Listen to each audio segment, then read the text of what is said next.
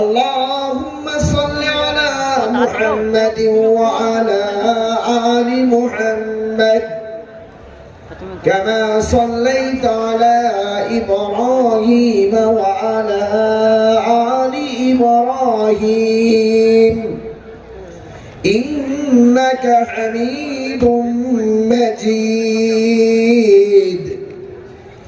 اللهم بارك على محمد وعلى آل محمد كما باركت على إبراهيم وعلى آل إبراهيم إنك حميد مجيد رب زدني علما رب اشرح لي صدري ويسر لي أمري واحلل عقدة من لساني يفقه قولي اللهم إني أحمدك أستعينك بالحكمة والموعظة الحسنة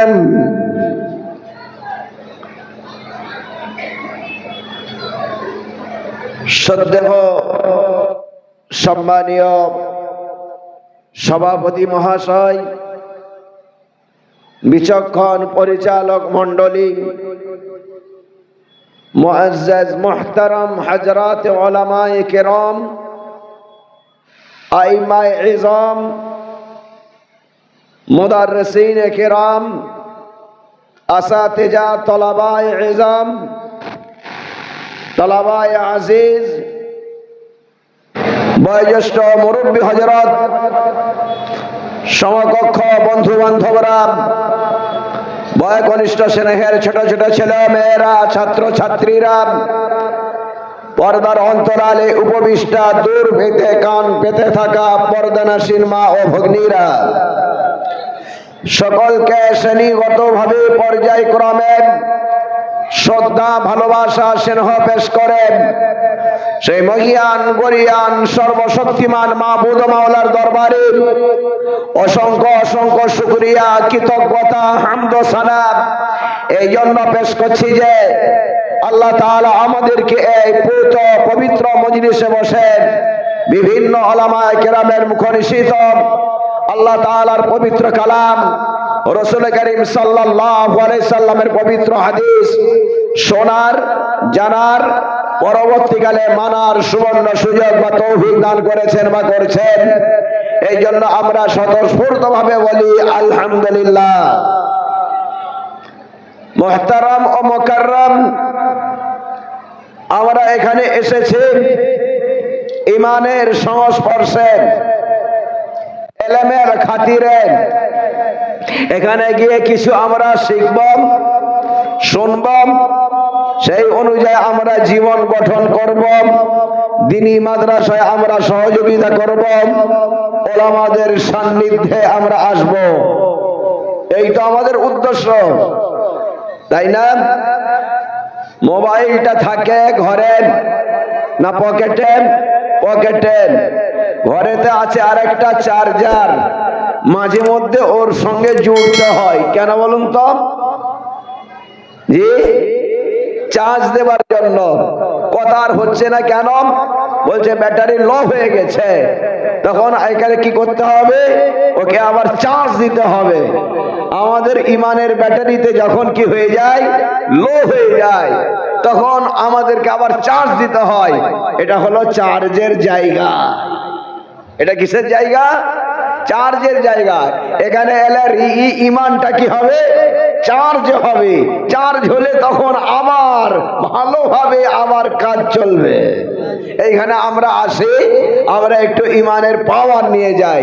যে সমস্ত ভাইয়েরা ওখানে দূরে দাঁড়িয়ে আছেন, তাদের কাছে আবেদন নিবেদন, আপনারা আসুন। আমার পরে আরো দুজন আমার থেকে ভালো বক্তা আছেন, তারা আরো কিছু কথা রাখবেন। তার মাঝখানে আমি চলে এসেছি, এক অযোগ্য মানুষ, আমার আগেও যোগ্য, আমার পরেও যোগ্য, তাদের সঙ্গে আমি অযোগ্য যেন চলে যায়, এই জন্য এসেছি। আপনারা শুনেছেন আমার এর আগে বক্তব্য, আজকে বেশি কিছু আমি বলবো না। হেদায়েতের মালিক কে? আল্লাহ। আল্লাহ কাউকে জোর করে হেদায়েত দেবে নাকি মানুষকে চেষ্টা করতে হবে? কি বলছেন বলেন আগে? আল্লাহ যদি হেদায়েত দেবেন তো আবার আমাকে চেষ্টা করতে হবে কেন? এ দুটো কথাই কোরআন শরীফে বলা আছে। আল্লাহ তাআলা আপনার জায়গায় বলছেন, ইন্নাল্লাহা ইয়াহদি মান ইয়াশা, নিশ্চয় আল্লাহ তাআলা যাকে চান তাকে হেদায়েত দান করেন, যাকে চান না আল্লাহ তাআলা তাকে হেদায়েত দেন না। ওয়া মান ইউদলিল ফামা লাহু মিন হাদ, আল্লাহ তাআলা যাকে গোমরা করে দেবেন তাকে কেউ হেদায়েত দিতে পারবে না।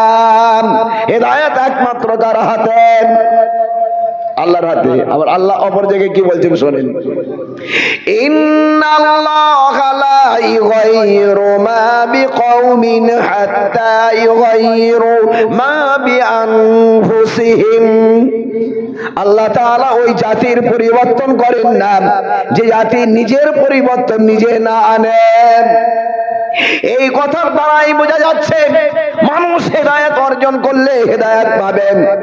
পর্বের তথ্যের দ্বারাই বুঝে গেল আল্লাহ তাআলা হেদায়েত দিলে হেদায়েত পাবেন। কিছু সংঘাত হলো, কথায় কথায় সংঘাত হলো না? হলো না জি?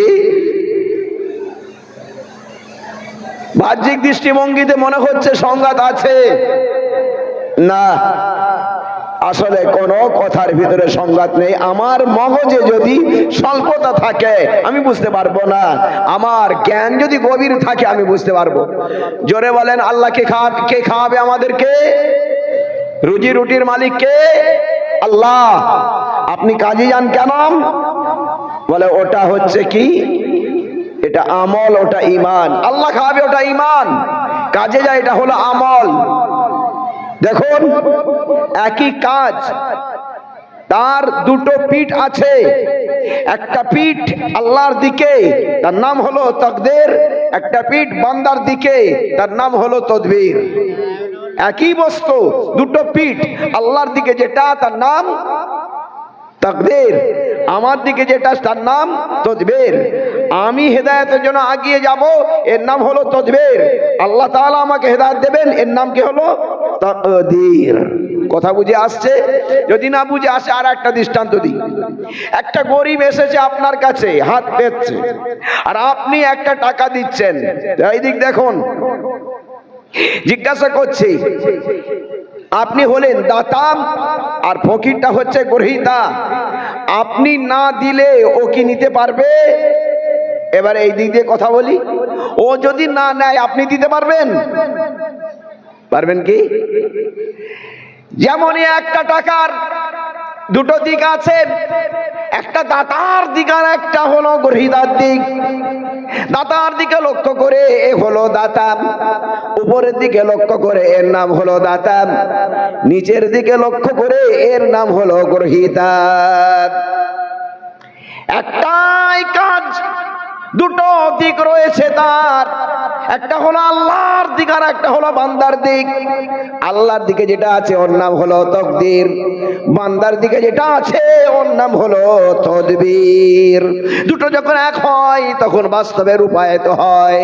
বন্ধু আমার, দোস্ত আমার, হেদায়েত দেনে ওয়ালা আল্লাহ, কিন্তু আমি যদি পরিবর্তন না হই আল্লাহ তাআলা জোর করে হেদায়েত দেবেন না।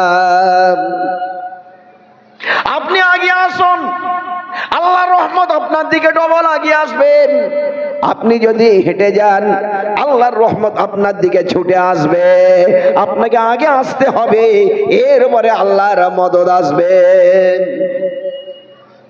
আল্লাহ তাআলা হেদায়েত দেনেওয়ালা। আগে বলেছি, আজকেও বলবো,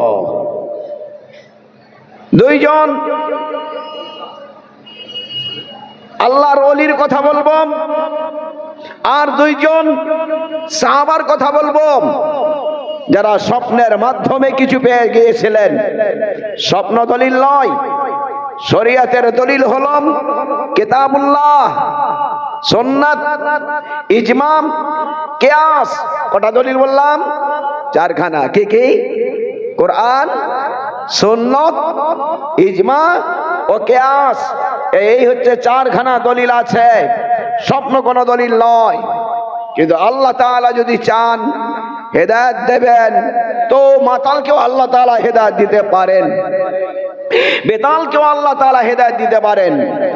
আসেন, কোন কেউ যদি থাকেন আসেন, বেতাল আসুন, বোতলওয়ালা আসুন, মাতাল আসুন, আসুন আমাদের কাছে, আমাদের কাছ থেকে কিছু চার্জ নিয়ে যান, কিছু আপনি পেয়ে যাবেন। আমাদের সান্নিধ্য গ্রহণ করুন, আলেমদের সান্নিধ্য গ্রহণ করলে আপনি কিছু পাবেন। বন্ধু আমার, দোস্ত আমার, বিখ্যাত প্রখ্যাত মাতাল, নাম তার হলো মালিক ইবনে দিনার। বিরাট বড় আল্লাহ তাআলার ওলি হয়ে গিয়েছেন। কিন্তু জানেন কি, ওই মাতালটা আল্লাহর ওলি হয়েছেন, আল্লাহ ওলি হওয়ার আগে কিন্তু ছিলেন বিরাট বড় মাতাল। কোথা থেকে হাত পেলেন? এক জায়গায় উনি নিজেই বর্ণনা করছেন। জলসার আয়োজন, বক্তার নাম মালিক ইবনে দিনার। মালিক মানে আপনারা জানেন, আর দিনার মানে হলো সোনার টাকা, ইবিন মানে পুত্র। মালিক ইবনে দিনার, মালিক মানেও জানেন, দিনার মানেটা বলে দিলাম সোনার টাকা। তো এত বড় মালিক, যার কাছে সোনার টাকা থাকে, তো সে কি করবে? সেগুলো হারাম পথে ব্যয় করলো। উনি এক জায়গায় জলসায় গিয়েছেন, আমন্ত্রিত বক্তা মালিক ইবনে দিনার স্টেজে উঠছেন। একজন বলছে, এই মাতাল, তুমি আমার সঙ্গে মদ পান করতে, আজকে এখানে আমার বক্তা কেমন করে হলে? লোকেরা বলে, আবার কি? আমাদের বক্তাকে বলছে মাতাল, আমাদের দেশের মাতাল, সে আবার বলছে মাতালকে কে চিনবে? মাতালই চিনবে, সাধারণ মানুষ তো চিনবে না। ও তখন বলছে, হ্যাঁ আমি মাতাল ছিলাম আগে, এখন আর মাতাল নই। তোমার যে জীবনের পরিবর্তন আসলো কিভাবে, ওটাই বর্ণনা করো। উনি তখন বললেন, ওটাই বর্ণনা করব। আমাকে মাল খেতে ভালো লাগে যে সময় মানুষ ইবাদতের জন্য লাগে।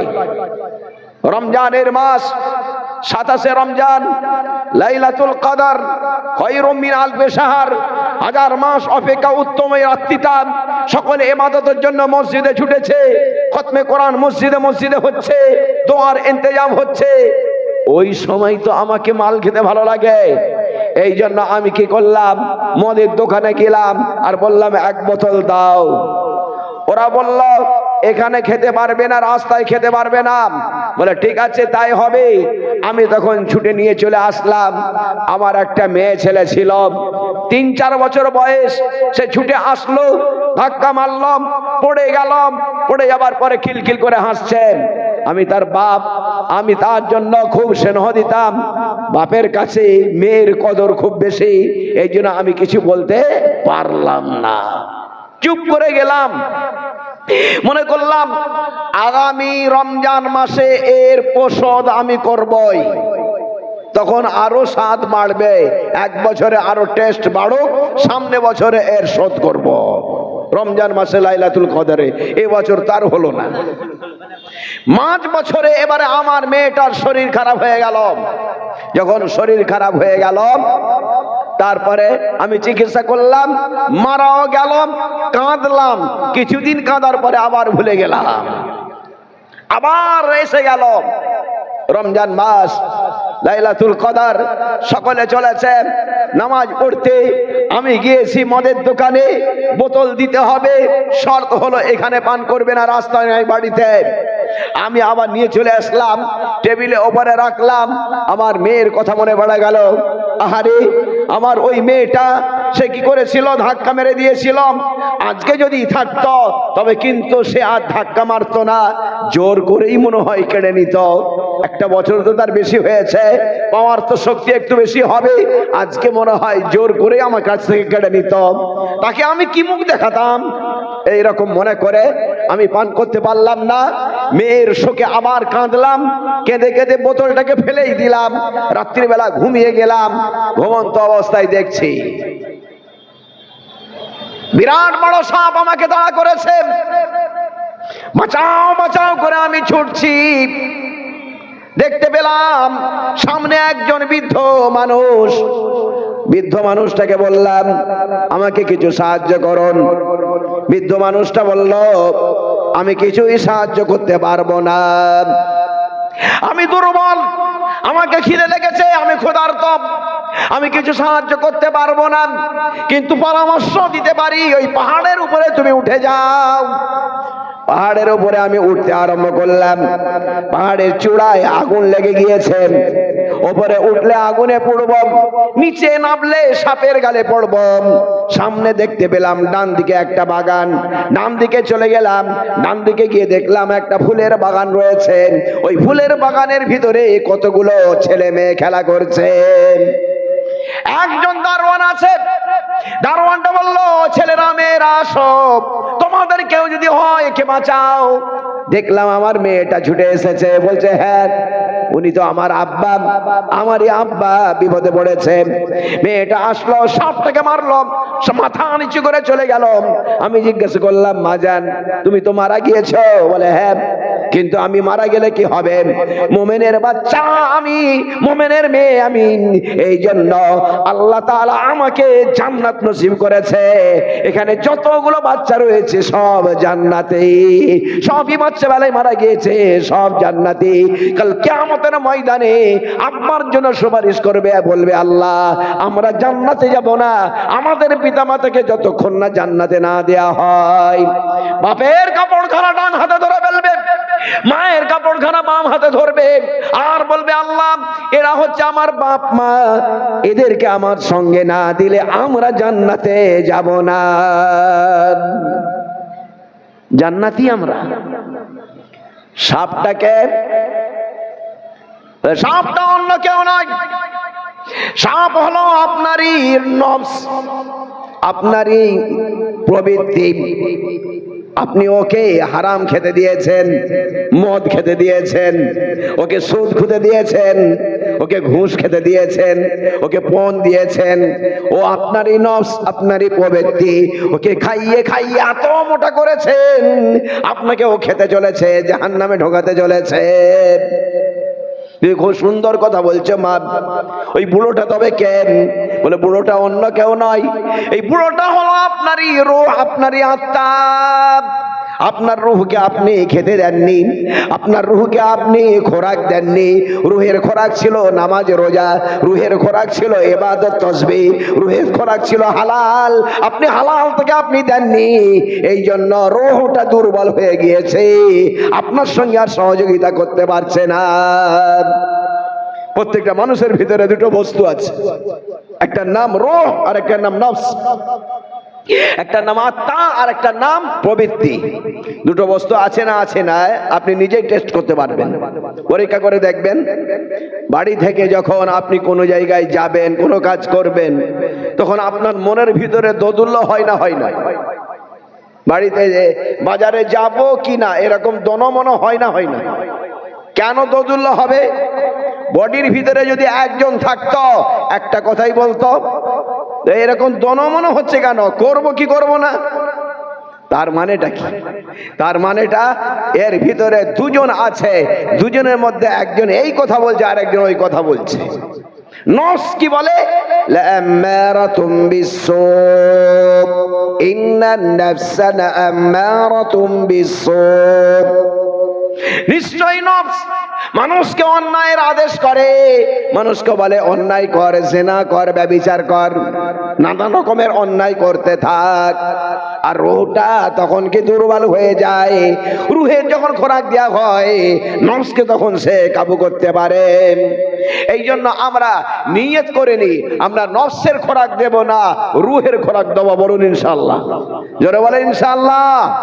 নফসের খোরাক হারাম, ওটা আমি দেব না।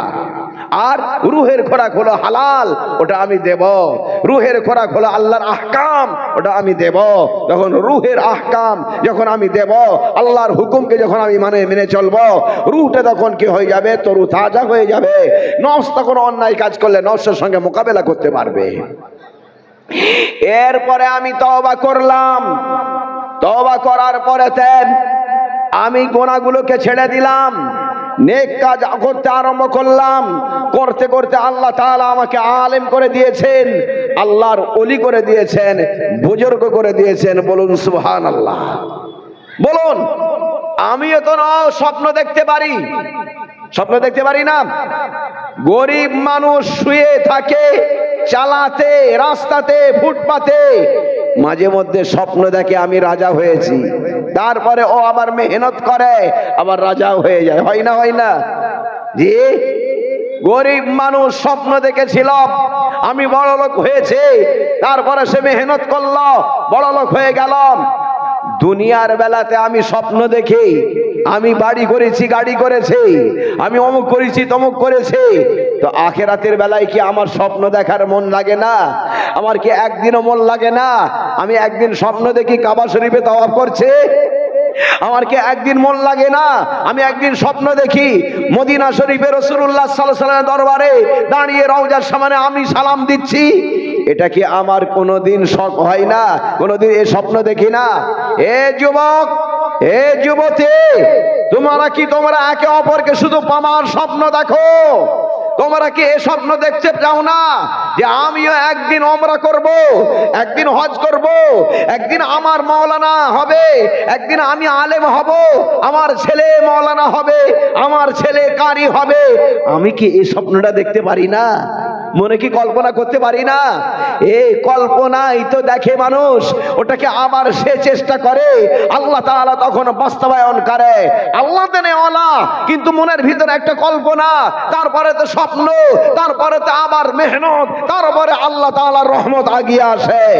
এই জন্য আমরা শুধু স্বপ্ন দেখব, কি মনের ভিতরে আশা করব, আল্লাহর কাছে দোয়া করব, আল্লাহ আমাকে হাজী করে দাও, আল্লাহ আমার ছেলেকে হাফেজ করে দাও, আল্লাহ আমার ছেলেকে মাওলানা করে দাও, এই দোয়া করব, মনের ভিতরে আশা রাখব, তারপরে আমি মেহনত করব, আল্লাহর রহমত আসবে, ওটা আবার তদবিরের সঙ্গে আল্লাহর তকদিরটাও ফুটে হবে, তখন ওই জিনিসটা বাস্তবে আসবে।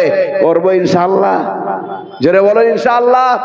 আমার কথা বুঝতে পারছেন না? পারেননি? পেরেছেন? আরো এরকম দু একটা ঘটনা বলি।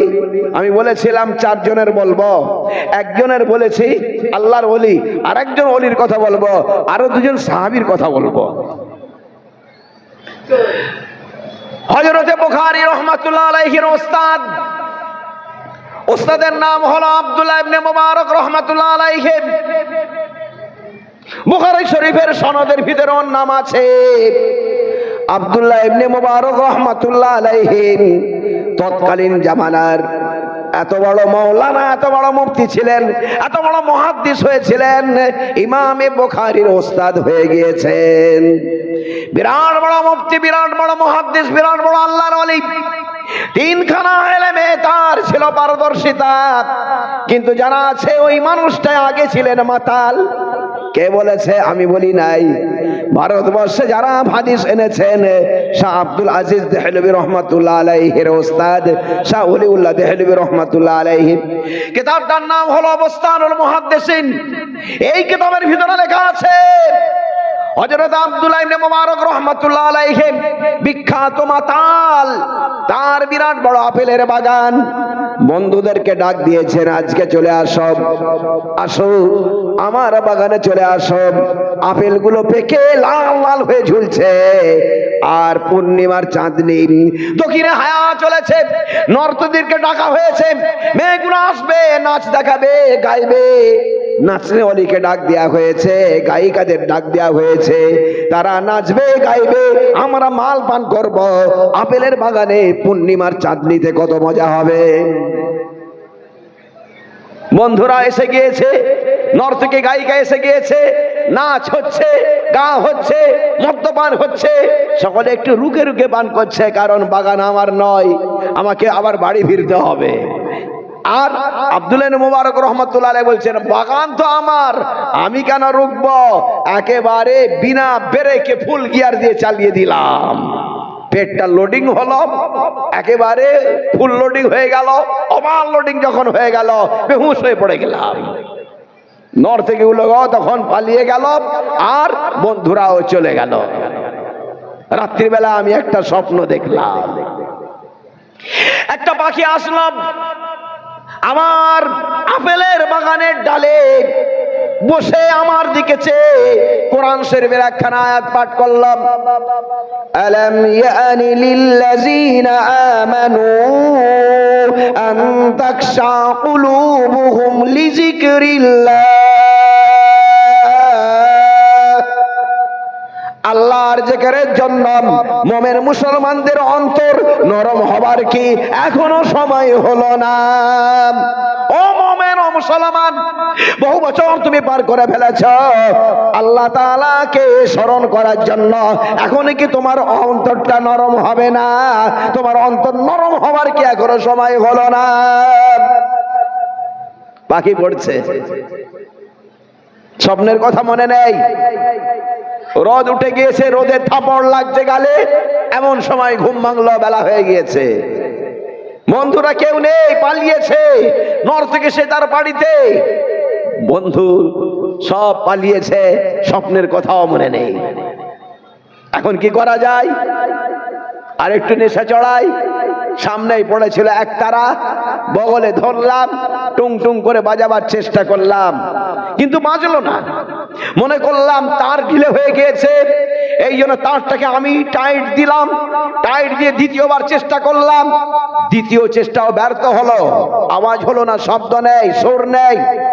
তৃতীয়বার চেষ্টা করলাম, আওয়াজ হলো না, গাইবে আওয়াজ শুনতে পেলাম, ওই কোরআন শরীফের আয়াত। তখন স্বপ্নের কথা মনে পড়ে গেল, আলাম ইয়ানি লিল্লাযিনা আমানু আন তাখশা কুলুবুহুম লিযিকরিল্লাহ। আল্লাহর জিকিরের জন্য মুসলমানদের অন্তর নরম হবার কি এখনো সময় হলো না? স্বপ্নের কথা মনে পড়ে গিয়েছে, গায়েবী আওয়াজ শুনতে পাচ্ছি, তখন আমি একতারাকে ভেঙে ফেলে দিলাম। তৎকালীন জামানায় বিখ্যাত প্রখ্যাত ইমামে আজম আবু হানিফা রহমাতুল্লাহ আলাইহি ছিলেন, তার কাছে আমি ছুটে গেলাম, গিয়ে বললাম, হুজুর রাত্রে এই স্বপ্ন, দিনের বেলায় এই ঘটনা ঘটেছে, আমি যেন এখনো ওই আওয়াজটা শুনতে পাচ্ছি, কোরআনের শব্দ মনে হয়। বলে হ্যাঁ, এটা হলো কোরআনের শব্দ, আল্লাহ তাআলা তোমার জীবনে পরিবর্তন আনতে চাইছেন, তুমি তওবা করো, তুমি এবারে তোমার নিজের জীবন খারাপ বাদ দিয়ে দাও, ভালো পথে তুমি এবারে চালিত হও। আব্দুল্লাহ ইবনে মুবারক রাহমাতুল্লাহ আলাইহি বললেন, ইমামে আজমের হাতে হাত দিয়ে আমি তওবা করলাম, এরপরে আমি পড়াশোনা করলাম, একখানা দুখানা করে পড়তে পড়তে বিখ্যাত মুহাদ্দিস হয়ে গেলাম, হযরতে বুখারী রাহমাতুল্লাহ আলাইহির ওস্তাদ হয়ে গেলাম। বলবেন না সুবহানাল্লাহ? জোরে বলেন সুবহানাল্লাহ। আমরাও চেষ্টা করলে আমরা হতে পারবো, শুধু চেষ্টা। যদি ব্যর্থ হয়, চেষ্টার জন্য আল্লাহ তাআলা অন্য আরেকটা জিনিস দান করবেন।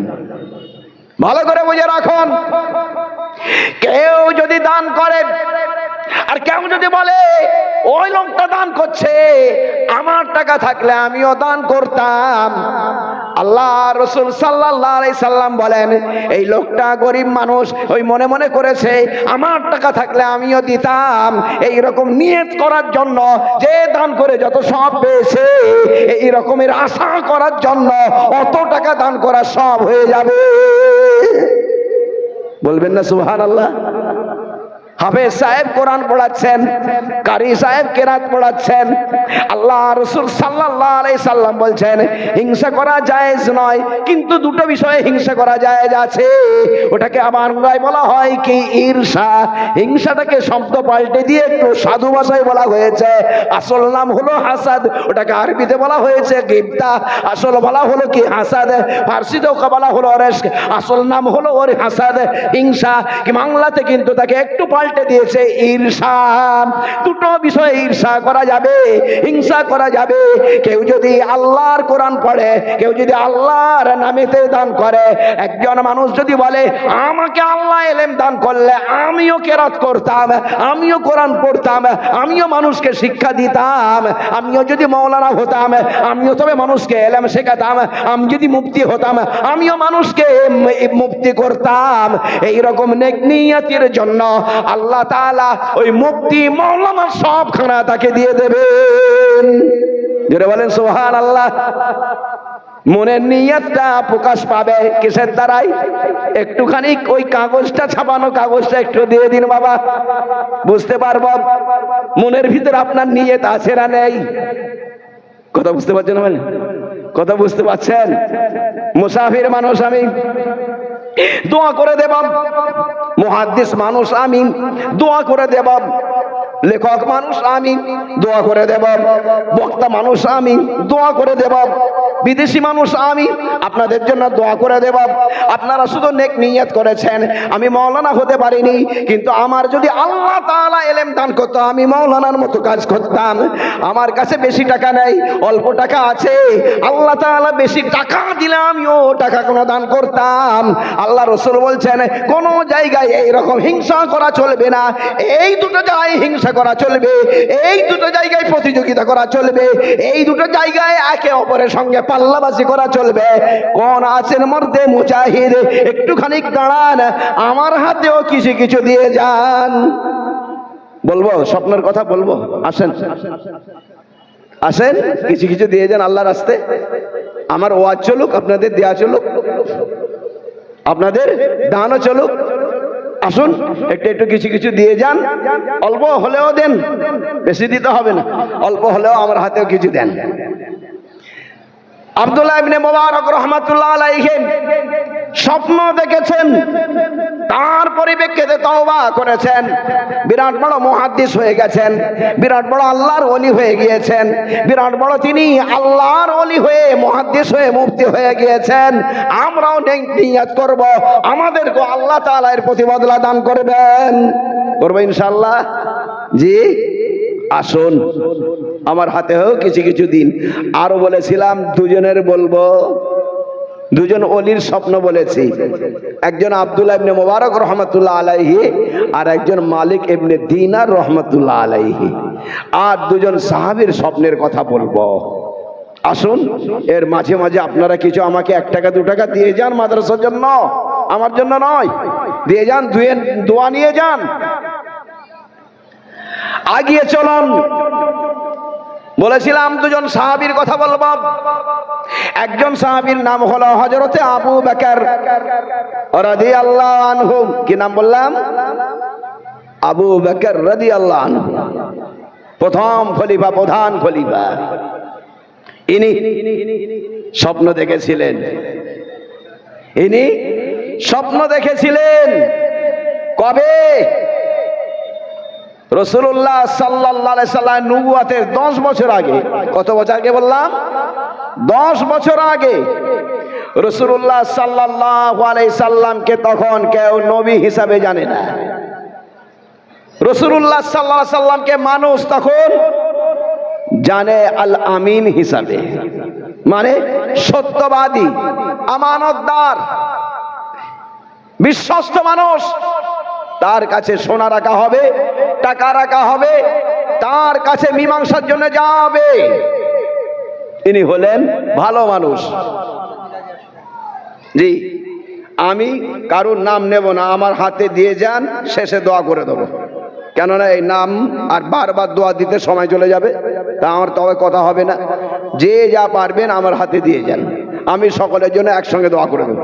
একসঙ্গে দোয়া করলে যাবে না? যাবে না? না আলাদা আলাদা করে দিতে হবে? জি, একসঙ্গে দোয়া করলে সকলের কাছে চলে যাবে, চিন্তা নেই। আসেন, যে যা পারবেন 100 500 যা পারবেন আমার হাতে দিয়ে যান, কম হলেও দিয়ে যান। দোয়াটা নিয়ে যান, দোয়াটা তো কমসে কম নিয়ে যান, আর শুনতেও থাকুন। বারবার দোয়া দিয়ে বারবার কথা বললে বিরক্ত হবে। আমি প্রথমে বলে দিয়েছি, আপনারা দিয়ে যান, হাত বাড়িয়ে যান, মুসাফা করে যান, আর আমি আমার বয়ান করতে থাকি। হযরত আবু বকর সিদ্দিক রাদিয়াল্লাহু আনহু বলছেন, রাসূল সাল্লাল্লাহু আলাইহি সাল্লামের বয়স তখন মাত্র 30। রাসূলুল্লাহ সাল্লাল্লাহু আলাইহি সাল্লামকে রাসূল করা হয়েছে 40 বছরে। তখন 10 বছরের বাকি আছে। আমি মক্কা থেকে শাম মুলকে গেলাম, ওইখানে গিয়ে বাণিজ্য ক্ষেত্রে গিয়ে ঘুমিয়ে গিয়েছিলাম। ঘুমন্ত অবস্থায় একখানা স্বপ্ন দেখলাম। স্বপ্নটা হলো এই, কাবা শরীফের ভিতরে একখানা আলো এসেছে, ওই আলোটা আমার বাড়িতে প্রবেশ করছে। ওই আলোটা আবার অন্যান্য বাড়িতেও প্রবেশ করছেন। আলো মানে এইরকম আলো নয়, আলো মানে হলো তখনকার জামানায় মশাল, মশাল মানে হলো আগুনের আলো। আমি তখন ভয় পেলাম, মনে করলাম কি কাবা শরীফে মনে হয় আগুন লেগেছে। আজকের যে কাফেলা ও বলতে পারবে না, কারণ ও তো এক সপ্তাহ আগে ছাড়া। আজকে যে কাফেলা ছেড়েছে 1 সপ্তাহ পরে আসবেন। স্বপ্নের ব্যাখ্যা না হয়, স্বপ্নের ব্যাখ্যার বিখ্যাত কিতাবের নাম হলো কিতাবুর রুইয়া। মুহাম্মদ ইবনে সিরিন বিখ্যাত তাবি, উনি লিখেছেন মুসলমান হোক অমুসলমান হোক, বৌদ্ধ হোক খ্রিস্টান হোক, যেই হোক না কেন, সারা দুনিয়ার মানুষের স্বপ্নের একটা ব্যাখ্যা হয়। স্বপ্নের ব্যাখ্যা আছে, তবে স্বপ্নের ব্যাখ্যা জানার জন্য তৎকালীন জামানায় যারা ছিলেন পাদ্রী পপ পুরোহিত ইহুদি ধর্মগ্রন্থের মানুষ, তাদের কাছে আমি ছুটলাম এ স্বপ্নের কোনো ব্যাখ্যা আছে কিনা। পাদ্রী মহাশয় তখন কি করছিলেন, ওই স্বপ্নের ব্যাখ্যাটাই পড়ছিলেন। তাওরাতের ভিতরে লেখা ছিল, এর নাম হলো হুসনে ইত্তেফাক। এর মানে হলো কি সমান ভালো সুযোগ, সুন্দর সুযোগ। এই সুবর্ণ সুযোগ একে বলা হয়। ইনি দেখেছেন স্বপ্ন, স্বপ্নের ব্যাখ্যা জানতে যাচ্ছেন। আর পাদ্রী মহাশয় ফজরের পরেতে উনি এবারে তাওরাত পড়তে পড়তে ওই স্বপ্নখানায় পড়ছেন, স্বপ্নের ব্যাখ্যাখানা উনি পড়েছেন। এনার পড়া শেষ হয়েছে, আবু বকর সিদ্দিক রাদিয়াল্লাহু আনহু গিয়ে বাড়িতে টোকা দিয়েছেন। আছেন পাদ্রী মহাশয়? বলে হ্যাঁ, আমি একজন মক্কার লোক এসেছি আপনার কাছে একটা স্বপ্ন জানতেন। উনি বললেন আসুন ভাই, ভেতরে আসুন, বলুন কি স্বপ্ন। কিতাবটার নাম হলো আল জাজ। আল জাজ কিতাবের ভিতরে লেখা রয়েছে, হযরতে আবু বকর সিদ্দিক রাদিয়াল্লাহু আনহু উনি বললেন, আমি বললাম আমি দেখলাম একখানা আলো কাবা শরীফে, এরপরে আমার বাড়িতে, এরপরে অন্যান্য বাড়িতে প্রবেশ করছে, এর মানেটা কি হতে পারে? পাদ্রী মহাশয় বললেন, স্বপ্ন, স্বপ্নের ব্যাখ্যা কাউকে আপনি 10 বছর বলবেন না, কসম খান। যদি কসম খান তবে আমি ব্যাখ্যা বলবো, যদি না কসম খান না আমি ব্যাখ্যা বলবো না। আবু বকর সিদ্দিক রাদিয়াল্লাহু আনহু বললেন, আমি যখন কসম খেয়ে নিলাম আগামী 10 বছর কাউকে স্বপ্নের কথা বলবো না, বলুন এর কি ব্যাখ্যা? ওই পাদ্রী মহাশয় আমাকে জিজ্ঞাসা করলেন, আপনাদের গ্রামে কি মুহাম্মদ বলে কি একজন আছেন? বলে হ্যাঁ। আমি বললাম হ্যাঁ। উনি বললেন, তবে কি তার আব্বার নাম আব্দুল্লাহ? আমি বললাম হ্যাঁ। পাদ্রী মহাশয় জিজ্ঞাসা করলেন, তার মায়ের নাম কি আমিনা? আমি বললাম হ্যাঁ।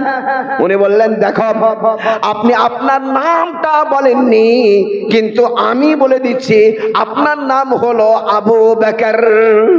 বলবেন না সুবহানাল্লাহ? জোরে বলেন সুবহানাল্লাহ। নারায়ে তাকবীর, লিল্লাহি তাকবীর।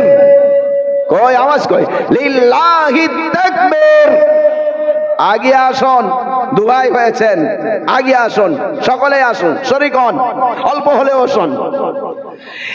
এইভাবে আমি যখন বললাম হ্যাঁ আমার নাম আবু বকর, আমিও তখন জিজ্ঞাসা করলাম আপনি এত কথা কেমন করে বলছেন?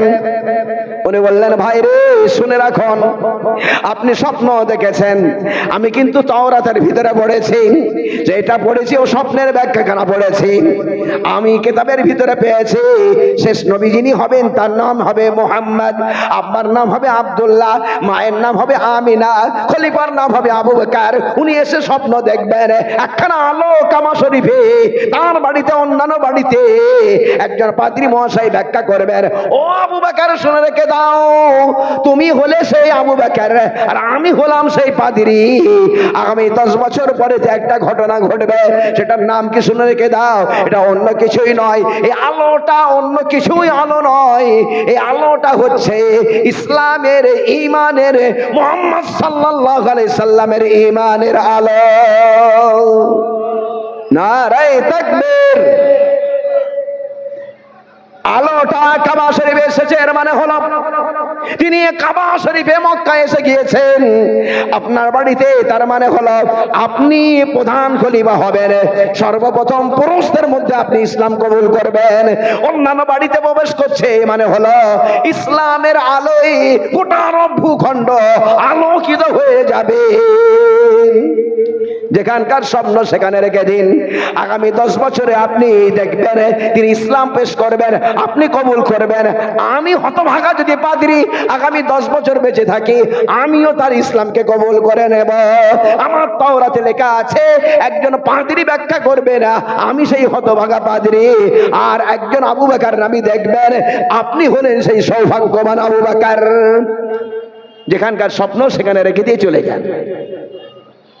আবু বকর সিদ্দিক রাদিয়াল্লাহু আনহু বললেন, আমি অপেক্ষা করলাম 1 দিন 2 দিন, 1 মাস 2 মাস, 1 বছর 2 বছর, 10 বছর পরে মুহাম্মদ সাল্লাল্লাহু আলাইহি সাল্লাম বললেন, আইয়ুহান নাস, হে মানব জাতি, কুলু লা ইলাহা ইল্লাল্লাহ তুফলিহুন। তোমরা পড়ে নাও আল্লাহ ব্যতীত কোনো উপাস্য নাই, তোমরা কামিয়াব হয়ে যাবেন।